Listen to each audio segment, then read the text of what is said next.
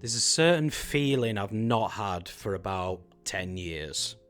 And that's because I've been playing PC. I've not had a console since the PS4. And what I've been missing is game optimization, the ease of use. And the Switch 2 is now giving me that experience. There's some games that just feel better on the Switch 2. Not because they look better, not because they run better, but because they remove something most people don't even realise is there. Tinkering. And once that's gone, you stop thinking about performance and you start actually playing the game. That's the difference I've been noticing with the Switch 2. And it's something the Steam Deck still doesn't solve. I'll give you just one example. Every time I open a game, there's a decision. Do I tweak the settings? Do I lock the frame rate? Or do I drop the resolution? Is this even the best way to run this? It's small, but it's constant. And over time, it changes how you play and how deep that immersion is with the experience. And now the Switch 2 doesn't give you those decisions. And that's not a limitation. That's the point.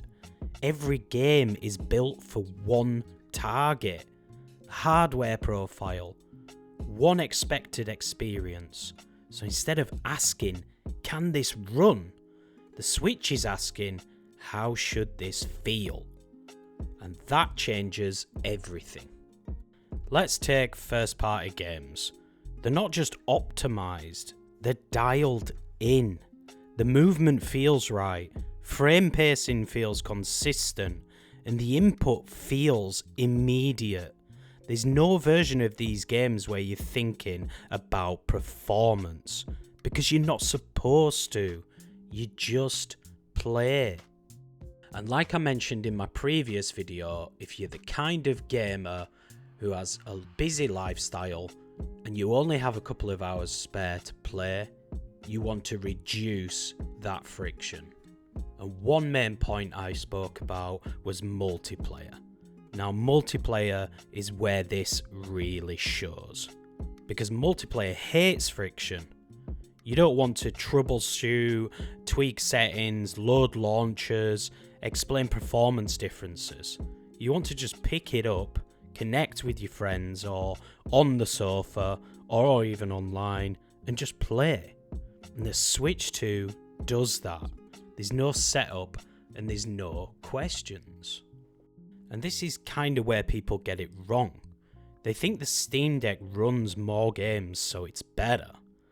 But the more options doesn't always mean a better experience, because on the deck you're often adjusting the game to fit the hardware. On Switch 2, the game is already shaped to fit the hardware, and that consistency matters more than raw power. So this is the part that nobody really talks about. On Steam Deck, you experiment more. You browse more, you tweak more, and you test more. On Switch 2, you commit. You open the game, and you stay in it. And that's completely different relationship with your library. You stop collecting games, and you start actually playing them. And it's the same as I mentioned in my previous video. I would rather buy a couple of games at full price than buy a handful of games not knowing for certain if I will actually play them. Now, to be fair, let's not take anything away from PC or the Steam Deck. If you enjoy tweaking, if you like pushing hardware, then the Steam Deck is unbeatable. But that's the different kind of fun. That's not just playing games, it's managing them.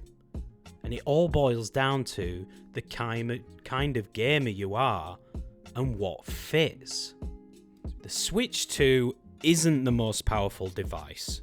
It's the most decided. It removes the question. And when the question disappears, so does the friction. And that's why some games just feel better here. And once you realize why, you start changing how you set the whole thing up. Not just the games, the way you hold it, the way you use it, the accessories around it. I'll get into that properly in the next video, but it starts with this. If you like this sort of content, subscribe, and I'll see you on the next one.